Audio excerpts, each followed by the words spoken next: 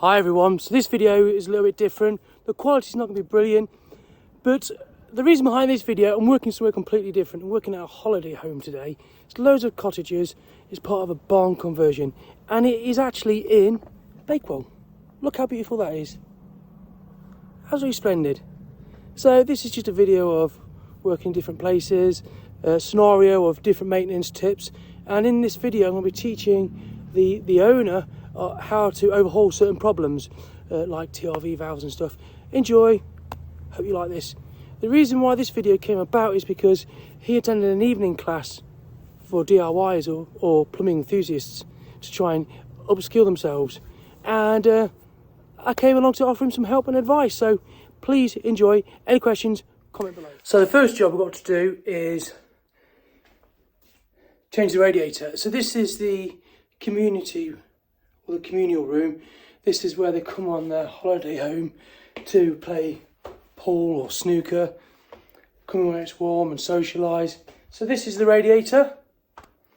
I'm taking this off and I'm going to be fitting a larger one, wider one, draining it down, connecting onto the tails. So what I'm going to do is fit it, elbow up and in, fit a TRV here, T, drain off, come up and fit that.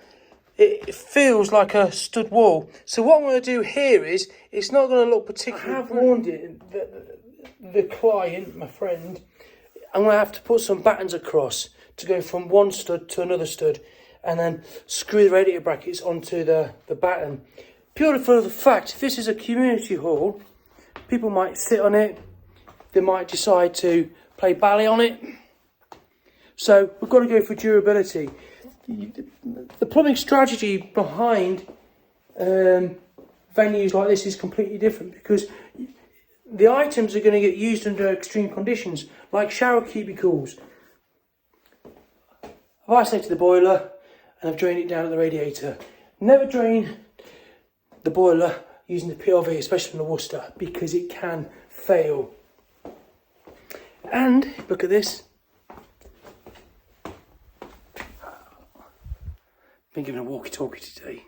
So to hang this radiator, I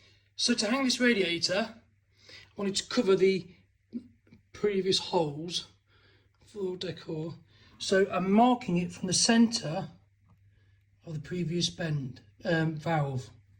So I want to go from here to the top of the rad bracket.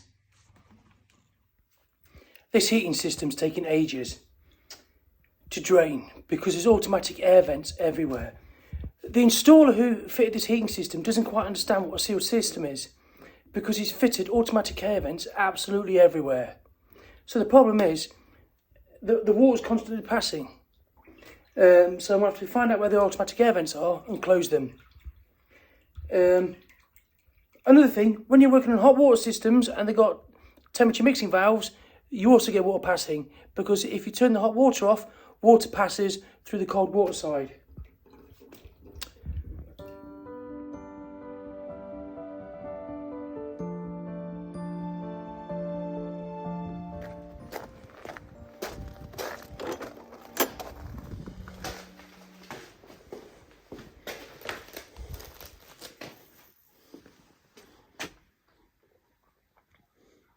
Here we have a cold boosted system.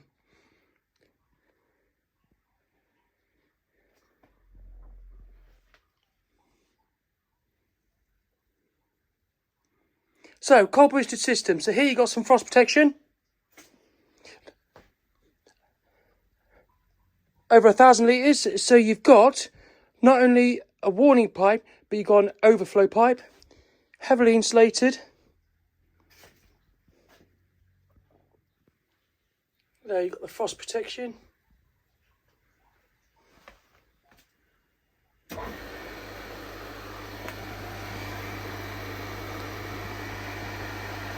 So you've got two reset positions here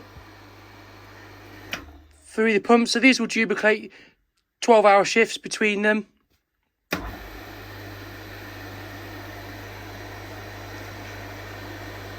Each one has got their own vessel. You can see they've been probably recharged there. That's where you can alternate. That's where you can alternate which pump you have on.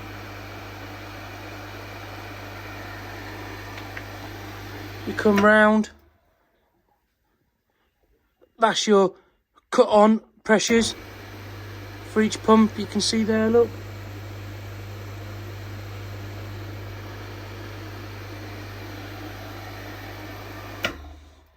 So these are pressurised to 1.6 bar. So the cut on pressure there will probably be about 1.8. So these are lower. So there's always going to be water in these vessels to stop the pumps from burning out. Purging point. Always keep these clean, because that cools the pump motor down.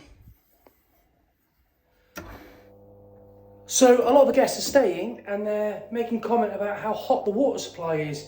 So, fitting a temperature mixing valve. So these are preset at 43 degrees, which will stop at any scalding, but they can go as low as 36 for a shower. And it's worth noting that with these temperature mixing valves, they come with single check valves.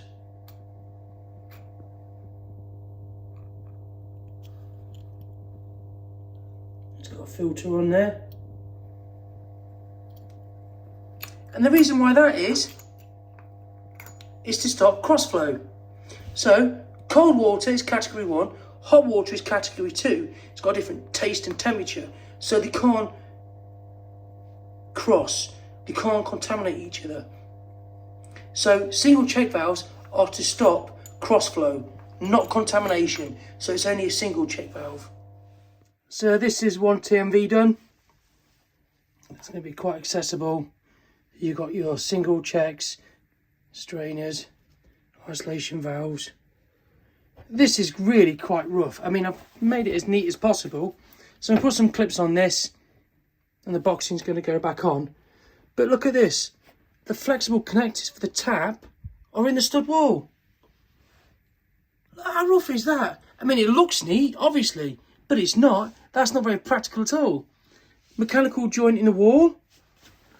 Look where it goes through the wall, look. Look. Another let-in, look. Family room.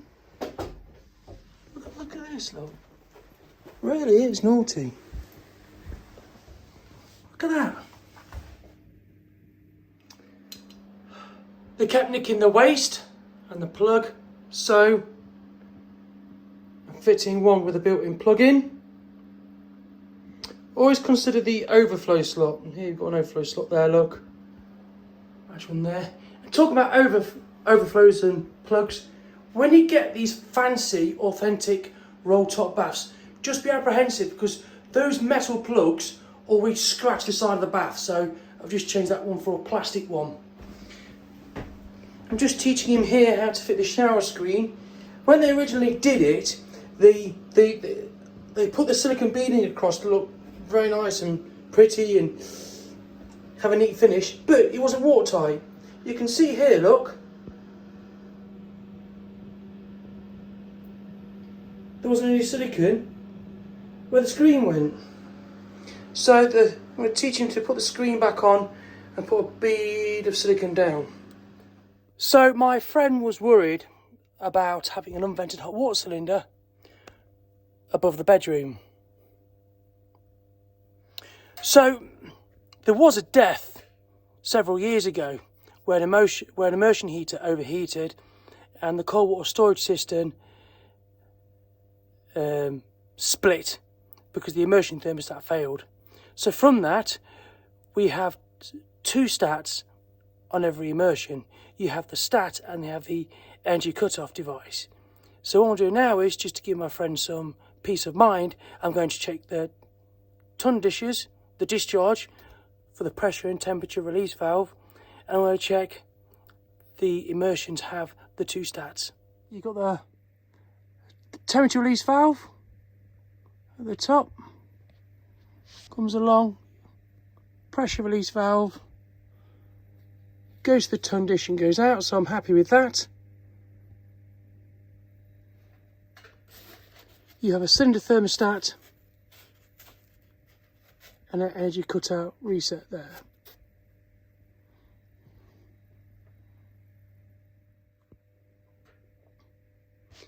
So this is good. You've got the stat there, which is the red handle, and then you have the energy cutout, which is the Y button there. You cannot reset that. That is self-resetting when the temperature gets down. So, thermostat, eco, thermostat, eco, pressure release, temperature relief valve at 95. However, this immersion is old-fashioned. It doesn't have the energy cutout on it. So if that failed, it would just keep heating and heating and heating up. So that thermostat there really needs changing to an energy cutout stat. So another job that I've found is these pipes need insulating for efficiency and to prevent them from freezing. But look over there, you have an automatic air vent upside down. Pointless. So that needs clipping. Automatic air vents do randomly leak when they open up and they do seal themselves. Here we have two automatic air vents. When you see an automatic air vent and they've got a long shaft like this, that often shows that they've got a single check valve inside. So you can change these without draining down. There's a lot of single check valves on these automatic air vents, which is good, but it is a sealed system. So I really don't know why they've got automatic air vents everywhere. So these automatic air vents, that were turned off. There's various things you can do with these. You can actually dismantle them and wash them and they might work, but you can actually change them without draining down, and that's by looking for a single check valve. And here we are. So it's in a 1/2 inch male line straight compression, and the automatic air vent just unscrews out now.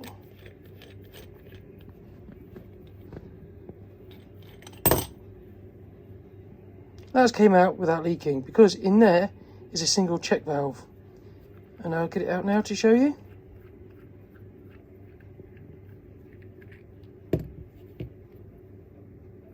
There is a single check valve. So you can remove this automatic air vent without draining down. So when you screw it back in,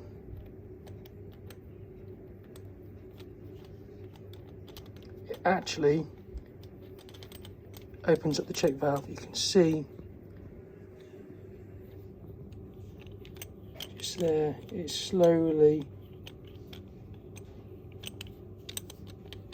opening up. Look.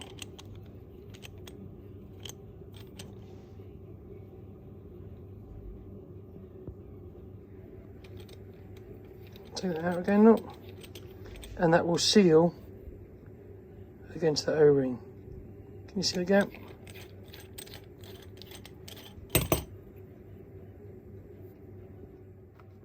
So, if you fit these on boilers, always leave them on, because they remove the air returning back to the boiler. Can protect and save your heat exchanger. So, you want to turn it off, close the plastic cap. If you're in the middle of nowhere and you don't have one spare, undo the top, and inside is just a float. You can merely just take it out. Just wash it. So all it does is float in air. Let's take a break and enjoy the scenery. Here we are in the Peak District.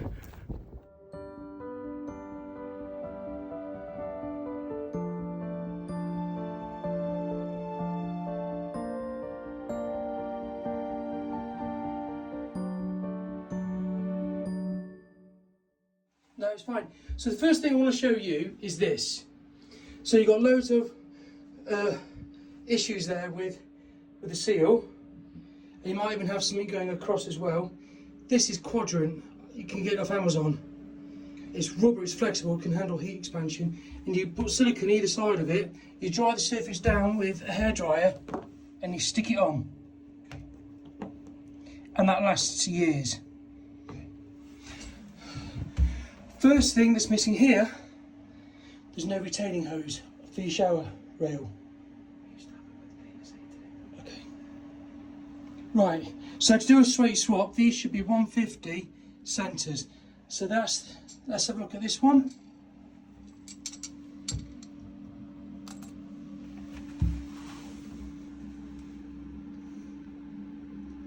They look roughly 150 centres. So use a spanner, it should be done. Look at that cheap plastic thing. I mean, you've got to be brave to fit something like that, haven't you? To fit something like that on mains pressure. 10 bar pressure on something like that. Why would you? Wow. So, going strong still. So this room is being converted into a kitchen. Sink's going there, it's having a little wash machine.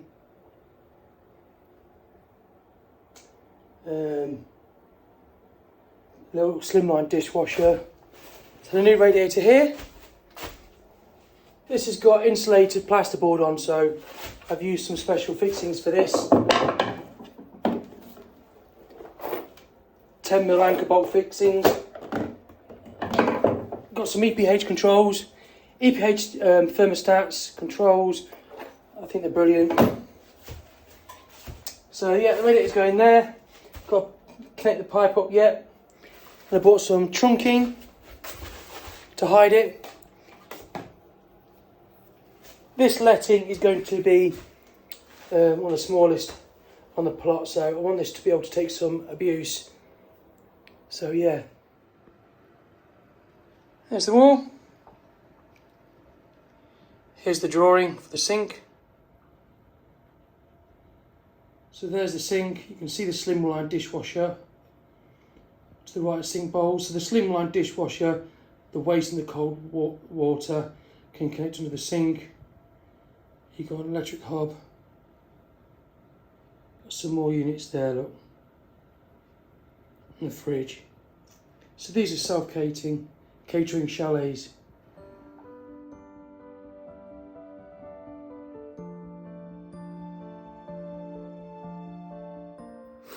So always display your knowledge. Knowledge builds trust. And always give an explanation behind your actions and strategy. So I'm going to put some wood behind this radiator. It's not going to look very good, but I've explained my reasons why. And I'm going to show you. So the previous radiator was on this stud wall. It was hanging off. Got the damage there, look. They've used these posh, expensive cavity wall fixings. Still didn't work. So there's a stud there and there's a stud just there. So I'm going to put some ply from there to there, and then I'm going to put the radiator brackets onto the ply. Just to help with appearance, I've cut it down, sanded it, but also what I've done is I've tapered the edges a bit, just so when it's painted it's going to blend in and almost avoid looking abusive, so to speak, because it's not going to look great, that is it. But like I say, it's a holiday home. People might come back after a night out drunk with their mates and lean on it. So I've explained why I've done it, and yeah, they get it. A righteous man will receive a crop of love. This is just wow. Look at this. Look at this. Wow. Homemade burger, real fries, water, and Vinto. That's just amazing. I live on my own and I never have food like that. Wow. It's like Valentine's Day for one.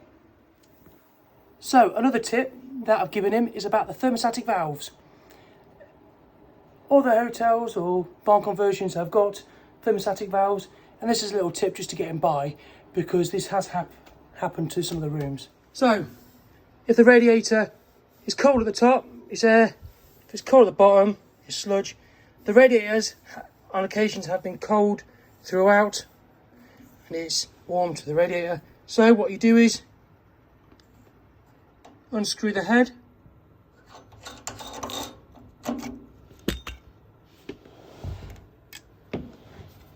There's a little pin. Give it a tap.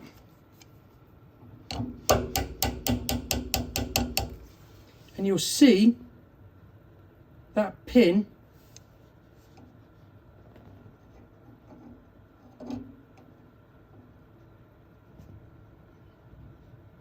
move. That pin can seize. So he's isolated some of these radiator valves and he's turned the thermostatic valves off. As you can see there, he's just turned it off. A thermostatic valve can randomly open up if it's cold.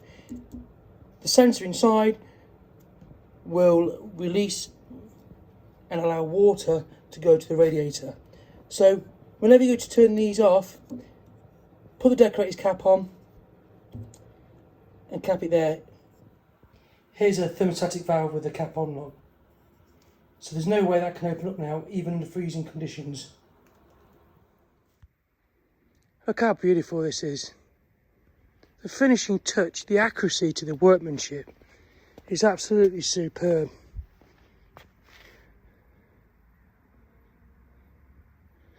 Look at the end stones, how the flower beds. Look at the finishing touch of the pointing up. Look at the masonry steps there.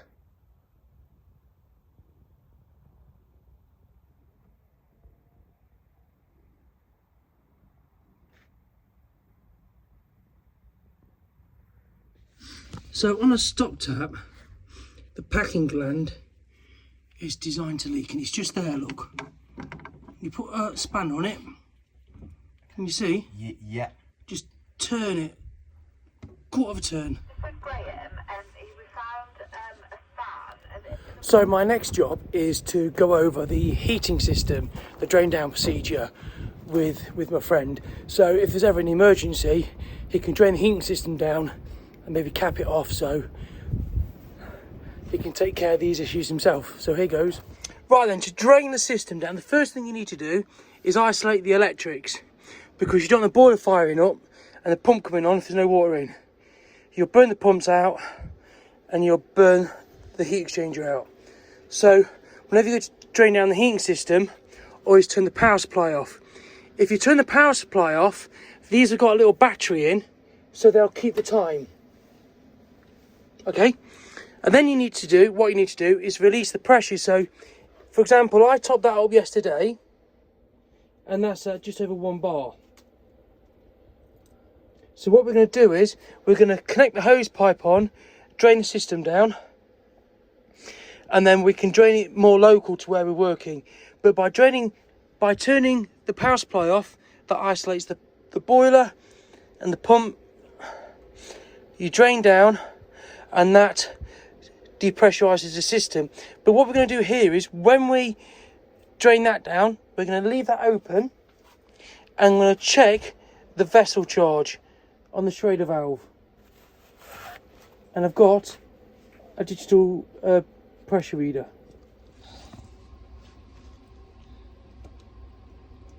Oh.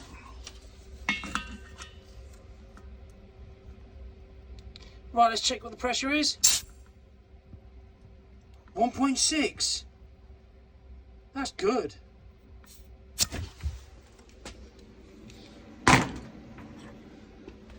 And there's no signs of leakage. So whenever you test the pressure and you go to recharge it, always make sure there's an open end on the heating system.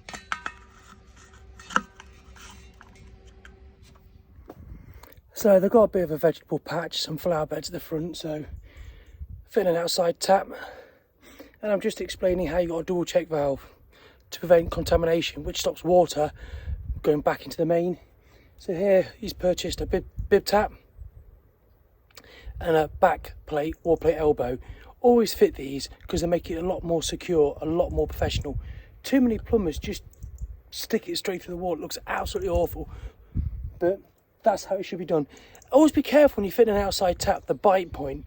I put PTFE on that and he's just ended up square, look.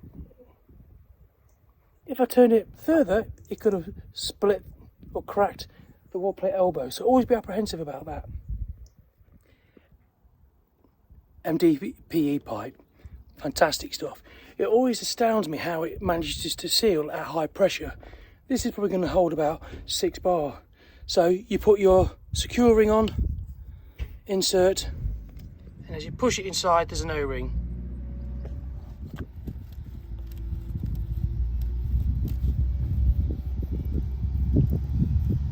Right, that's it. Whenever you're working in a cupboard, always see if you can take the hinges off. And you can always tell there's a little lever there, look. Can you see that? That pushes in. Push that in and the door comes off. So back on this outside tap, it's got isolation valve that is supplied. It's coming up, isolation valve to the outside tap and a double check valve. We're going to go to the Filmac MDPE pipe there. I'm going to get another one of these. The handle's missing there and it's the wrong way round.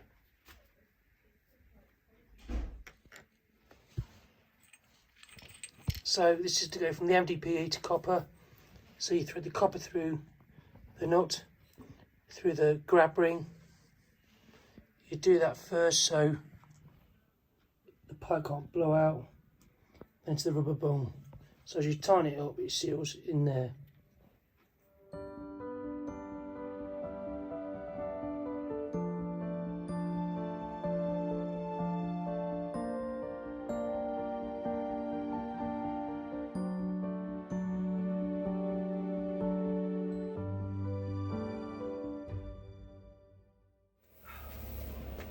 So this is the boiler room for 3 of the cottages, holiday cottages, and to be fair, I am quite impressed. It's neat, it's organised, it's well labelled. In terms of efficiency, there's a few things that I've spotted. They've got an automatic bypass on every heating system and on the hot water primaries. I don't think that's really needed, probably just need one for the boiler, just to help it cycle. So that's probably a slight energy waste. The other thing, I think, he's heating hot water up for three properties daily. Personally, I think it could be heated up to 50 and have some form of anti-Legionella cycle. So maybe daily or weekly, the cylinders heat up to 60 degrees for an hour. That could be done through the boiler, or perhaps an immersion heater. I know you can get Tesla apps where you can change the cylinder thermostat for an hour. A lot of the cylinder will be replenished by use of the showers.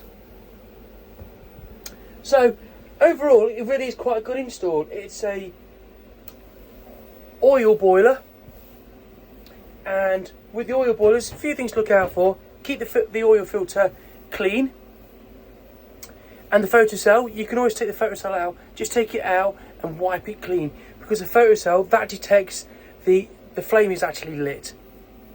And there's actually a bleed screw on them as well, in case you get air drawn in. There's a reset button on them. The filter really needs taking out and cleaning every year, and you can't get it out because of this wooden subframe. Here you've got the hot water primaries going to the holiday lets, and you've got an automatic bypass valve. Now, the hot water primaries and the heating pipes are connected to the flow to the boiler. So theoretically speaking, with that bypass and just one here, I think that would be adequate. So I love the install.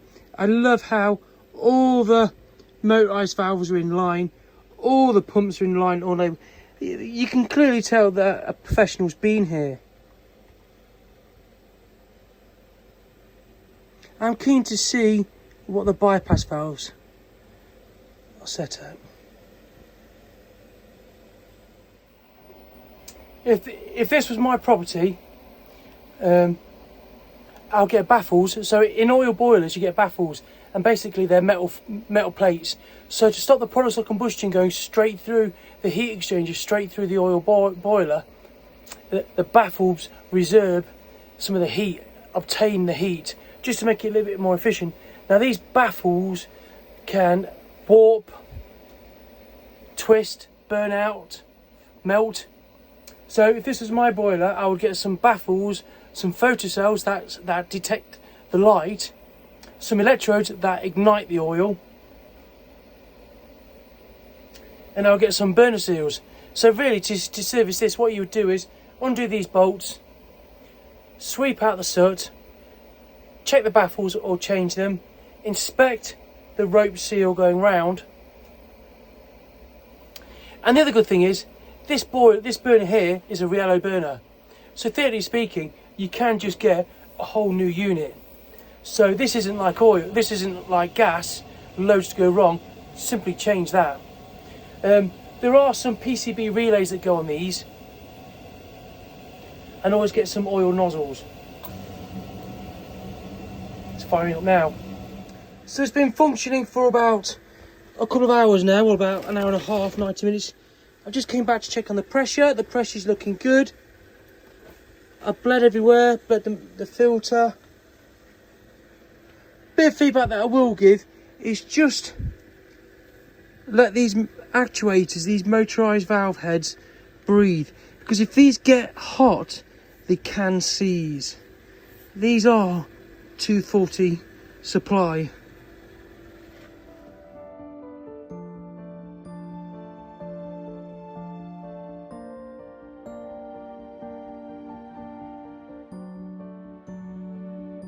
So that's it. It's a wrap. All your maintenance jobs are now done. It's been a lovely little few days work at the Peak District, and I hope to return. Thanks for watching. Sorry the videos weren't great quality, but I was working.